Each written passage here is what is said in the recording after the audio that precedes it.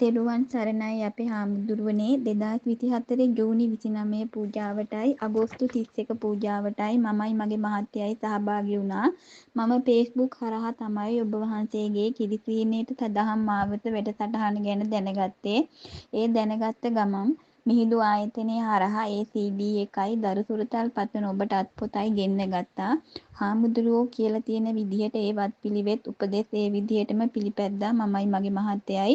ඒ කරලා තමයි අපි දෙන්න ලොකු විශ්වාසයකින් පූජාවට සහභාගී වුණේ. පූජාවට සම්බන්ධ වෙලා ඊට පස්සෙත් ඔබ වහන්සේ කියලා දීපු විදිහට වත්පිළිවෙත් ඒ විදිහටම පිළිපැද්දා. දැන් මම සති 6ක ගැබිනියක් අවුරුදු 2ක හීනයක් හැබෑ වුණේ. මටයි මගේ මහත්තයටයි ගොඩක් සතුටුයි අපි හාමුදුරුවනේ. මම වගේම දරුසුරතල් ප්‍රමාද හැම අම්මා කෙනෙකුගේම කිරිපිහිනේ ඉක්මනට සැබෑ වෙන්න කියලා මම ප්‍රාර්ථනා කරනවා.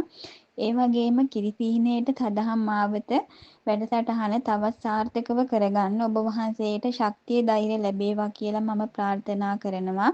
ඔබ වහන්සේටත් ඔබ වහන්සේගේ මෑණියන්ටත් දීර්ඝායුෂ ලැබේවා අපේ හාමුදුරුවනේ. තෙරුවන් සරණයි අපේ හාමුදුරුවනේ.